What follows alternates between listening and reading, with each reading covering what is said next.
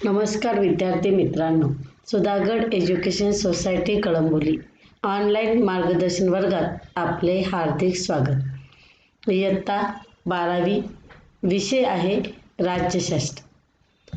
या राज्यशास्त्रामधील घटक 6चा आपण अभ्यास करीत आहोत.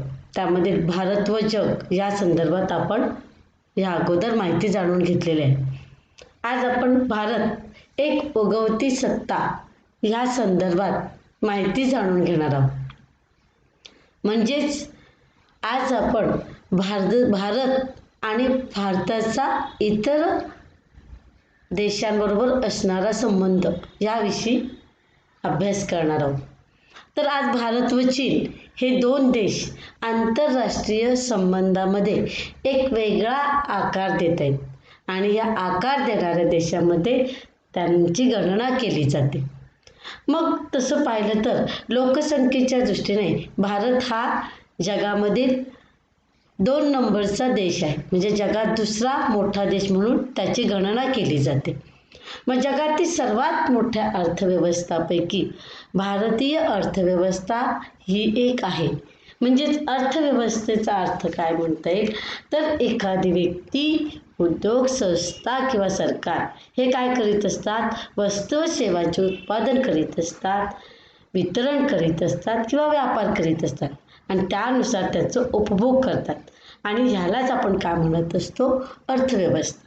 म्हणजे या अर्थव्यवस्थेमध्ये सर्व राष्ट्र आपापल्या पद्धतीनं आपले स्वतःचं वर्चस्व निर्माण करतात.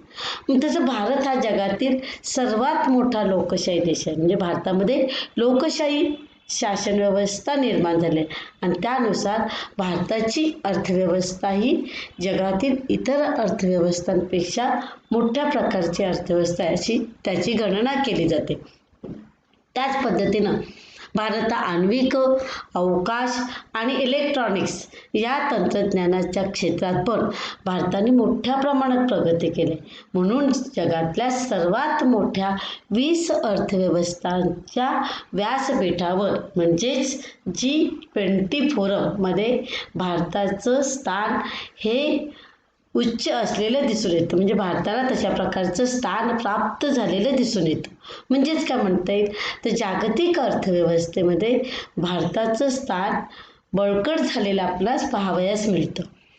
तर जगामध्ये अशा 4 अर्थव्यवस्था आहेत की त्या 4 अर्थव्यवस्थांमध्ये सर्वाधिक दराने वृद्धिंगत होणारे देश म्हणजे ज्या देशांची उत्तरोत्तर प्रगती झालेली आहेत असे वृद्धिंगत होणारे देश म्हणजेच कुठलं तर ब्राझील, रशिया, भारत व चीन यांनाच काय म्हटलं तर BRIC म्हणजे ब्रिक्स. तर त्यामध्ये भारत हा एक देश आहे. म्हणजे ह्या जगातील 4 अर्थव्यवस्थांमध्ये भारताचीही गणना केलेली दिसून येते. मग या गटामध्ये 2010 मध्ये दक्षिण आफ्रिकेचाही समावेश करण्यात आला. म्हणजे आतापर्यंत किती राष्ट्र होते तर 4 राष्ट्र, आता किती राष्ट्र झाले तर 5 राष्ट्र. म्हणून ह्या गटाला काय म्हटलं तर BRICS म्हणजे ब्रिक्स असे म्हटले जाते. म्हणजेच ब्रिक्स ही एक अर्थव्यवस्था आहे आणि या अर्थव्यवस्थेमध्ये 4 राष्ट्रांचा समावेश केलेला आहे. आणि मग अशा प्रकारे 1990च्या दशकाच्या अखेरीस रशियाचे परराष्ट्र मंत्री येवगेनी प्रिमाकोव यांनी काय केलं तर रशिया व चीन आणि भारत यांच्यामध्ये त्रिपक्षीय शिखर परिषदेची कल्पना मांडली. हे तीनही म्हणजे रशिया, चीन आणि भारत हे 3 राष्ट्र एकत्र त्यांनी काय केलं, शिखर परिषदेची कल्पना मांडली. म्हणजेच काय त्याच्यातून असं लक्षात येतं की भारत ही एक उगवती प्रादेशिक सत्ता आहे हे त्याच्यातून निष्पन्न होतं. म्हणजेच काय तर भारताची उत्तरोत्तर प्रगती झालेली दिसून येतं आणि जगातील इतर राष्ट्रांपर्यंत त्यांनी आपलं कार्य केलेलं दिसून येतं. म्हणजे भारताची गणना त्या इतर राष्ट्रांबरोबर केलेली आपणास पाहावयास मिळते. मग ज्यावेळी आपण भारताचा अभ्यास करतो तर भारताच्या आजूबाजूला खूप देश असतात. मग ते शेजारी देशांचाही आपण या ठिकाणी अभ्यास करणार आहोत. तर कोणते शेजारी देश आहेत तर दक्षिण आशियातील सर्व देशांच्या सीमा ह्या भारताला लागूनच आहेत. बघा दक्षिण आशिया जे आहे त्याच्या सर्व सीमा ह्या भारताला लागूनच आहेत. मग चीन, Myanmar, Sri Lanka, Pakistan, Bangladesh, Thailand, Indonesia हे सर्व देश भारताचे काय शेजारी आहेत. म्हणजे भारताच्या आजूबाजूला हे सर्व देश आहेत आणि त्यामुळं भारताच्या बरोबर त्या सीमेबरोबर संबंधित आहेत असे राष्ट्र आणि त्यामुळं भारताचा त्या राष्ट्रांबरोबर संबंध येत असतो. तसेच भारताच्या शेजारी हिंदी महासागर आहे आणि या हिंदी महासागर क्षेत्रातील देश जे पूर्व आफ्रिका, पर्शियन आखात ते मलेशिया, व्हिएटनामपर्यंत पसरलेले आहे. म्हणजेच काय, ते हिंदी महासागर क्षेत्रातील जे देश आहेत ते पूर्व आफ्रिका, पर्शियन आखात ते मलेशिया, व्हिएटनामपर्यंत पसरलेले आपणास पाहावयास मिळतात. पण हिंदी महासागरावरच अवलंबून असलेला जो काय भाग आहे तो म्हणजे मध्य आशियाई प्रदेश हा भारताचा विस्तारित शेजार आहे. म्हणजेच काय, तर ही सगळी जी राष्ट्र आहेत भारताच्या शेजारी असलेले दुसरे आहेत. तसे शेजारी छोटे मोठे राष्ट्र आपल्याला पाहावयास मिळतात.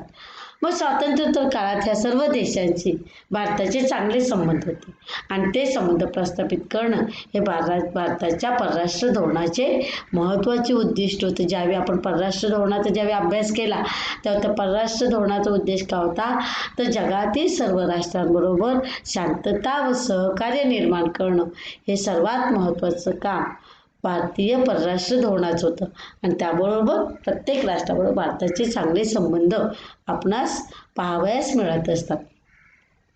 तर ज्यावेळी भारताचे प्रधानमंत्री जवाहरलाल नेहरूंनी आशियाई व आफ्रिकी प्रादेशिकवादाची संकल्पना मांडली आणि त्यानुसार व सर्व नवस्वतंत्र देशांची एकजूट करण्याचा प्रयत्न या ठिकाणी करण्यात आला. म्हणजेच काय, आशिया व आफ्रिका ती जे काही राष्ट्र आहेत त्या राष्ट्रांना एकत्र आणण्याचा प्रयत्न केला आणि जे नवस्वतंत्र देश होते त्यांच्यामध्ये एकजूट करण्याचा प्रयत्न केला आणि याची परिणती म्हणून 1947मध्ये आशियाई परिषद व 1955मध्ये इंडोनेशिया बांडुंग येथील शिखर परिषद घेण्यात आली आणि त्यावेळी असं घडलं की शीतयुद्धाच्या प्रसारामुळे ही जी कल्पना होती की जेणेकरून प्रत्येक राष्ट्राचं वर्चस्व निर्माण झालं, प्रत्येक राष्ट्राचं महत्त्व निर्माण झालं पाहिजे होतं. परंतु शीतयुद्धाचा परिणाम या छोट्या मोठ्या राष्ट्रांवर एवढा निर्माण झाला होता की त्यामुळं ही कल्पना त्या ठिकाणी मूळ धरू शकलं किंवा ती कल्पना जी होती ती कल्पना या ठिकाणी सक्सेस झाली की तशा प्रकारचं कार्य करता आलं नाही. परंतु त्यानंतर मात्र 1947मध्ये भारताची फाळणी झाली. बरोबर, आणि मग ज्यावेळी भारताची फाळणी झाली तेव्हा व पाकिस्तानमध्ये पूर्व पश्चिम असे स्वतंत्र राष्ट्र म्हणून निर्मिती झाली. म्हणजे त्याचवेळी पाकिस्तानची पूर्व पश्चिम अशी 2 पद्धतीने विभागणी झाली आणि ते एक स्वतंत्र राष्ट्र म्हणून त्याची निर्मिती झाली. स्वातंत्र्याच्या काळापासून भारत व पाकिस्तान यांचे तणावाचे संबंध होते. बरं आहे, भारताला ज्यावेळी स्वातंत्र्य मिळालं तेव्हापासून भारत आणि पाकिस्तान यांच्यामध्ये तणावाचे संघर्षाचे संबंध होते. परंतु याला सर्वात महत्त्वाचं कारण होतं म्हणजे काश्मीर प्रश्न आणि या काश्मीर प्रश्नावरून भारताला वाटतं की काश्मीर हा माझा अविभाज्य घटक आहे, पाकिस्तानलाही वाटतं की भारत हा माझा भाग आहे, म्हणजे काश्मीर हा माझा भूप्रदेश आहे आणि ह्या काश्मीरवरून ह्या दोन्ही देशामध्ये भारत आणि पाकिस्तान या दोन्ही देशामध्ये सतत संघर्ष तणाव निर्माण होते आणि ह्याच्यातूनच 1947 व 48मध्ये भारत पाकिस्तान यांच्यामध्ये युद्ध झालं. नंतर 1965मध्ये सुद्धा या दोघांमध्ये युद्ध झालं आणि असं होताना सुद्धा यांचे संबंध आणखीनच ताणत गेले आणि 1971च्या भारत व पाकिस्तान युद्धानंतर बांगलादेशाची निर्मिती करण्यात आली आणि मग अशा प्रकारे ह्या 2 देशामध्ये कधी संबंध सुधारलेच नाही, कधी दोन्ही देश एकत्र आणि या दोघांमध्ये सतत सीमावाद सुरू झाला आणि त्याचं स्वरूप म्हणून कालांतराने त्याची निर्मिती दहशतवादात झालेली दिसून येते आणि अजूनपर्यंत हा जो भारत आणि पाकिस्तानातील काश्मीर प्रश्नावरून जो वाद आहे तो वाद अजूनही तसाच आहे. म्हणजे कितीही प्रगती झाली, कितीही चांगले इतर देशाबरोबर संबंध जर निर्माण झाले तरी भारत आणि पाकिस्तान यांचे काही संबंध अजूनपर्यंत चांगले निर्माण झालेलेच नाहीत. आणि अशा प्रकारे पाकिस्तानचे चीनशी असलेले वाढते संबंध हा भारताचा चिंतेचा प्रश्न आहे. म्हणजे काय केलं तर पाकिस्तानने चीनबरोबर चांगले जवळचे संबंध निर्माण केले आणि त्यामुळं भारताचं चिंता निर्माण झाली आणि चीनने पाकिस्तानात चायना पाकिस्तान इकॉनॉमिक कॉरिडॉरच्या आधारे गुंतवणूक करण्यास सुरुवात केली. म्हणजे काय केलं, चीनने काय केलं, पाकिस्तानामध्ये गुंतवणूक केली आणि त्या गुंतवणुकीचा परिणाम म्हणून या ठिकाणी काय झालं तर त्याचा परिणाम भारतीय अर्थव्यवस्थेमध्ये झाले, भारतावर झालेला दिसून येतं. म्हणजेच काय तर पाकिस्तान आणि चीन या दोघांनी आपले चांगले जवळचे संबंध निर्माण केले, मैत्रीचे संबंध निर्माण केले.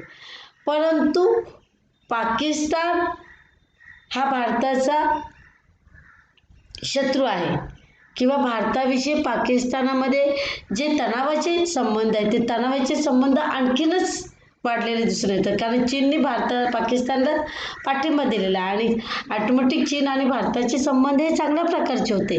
परंतु पाकिस्तानने आणि चीनने यांचे संबंध चांगले निर्माण झाले नाही. त्याचा परिणाम हा भारतावर झालेला दिसून येतो आणि चीनने काय केलं तर आपले संबंध आणखी दृढ व्हावेत म्हणून पाकिस्तानामध्ये चायना पाकिस्तान इकॉनॉमिक कॉरिडॉरच्या आधारे गुंतवणूक करण्यास सुरुवात केली. अशा प्रकारे भारतासमोर अनेक प्रश्न निर्माण झालेले दिसून येतात. व भारत व पाकिस्तान यांच्या शांतता प्रस्थापित करण्याचा या ठिकाणी प्रयत्न झालेला दिसून येतं. मग ज्यावेळी हे शांतता प्रस्थापित करण्याचा ज्यावेळी प्रयत्न करण्यात आला तेव्हा या ठिकाणी काय केलं तर जेणेकरून भारत व पाकिस्तान यांचे संबंध खरंच सुधारले पाहिजे. मग त्यासाठी काय केलं तर 1972 मध्ये शिमला येथे शिमला करार करण्यात आला.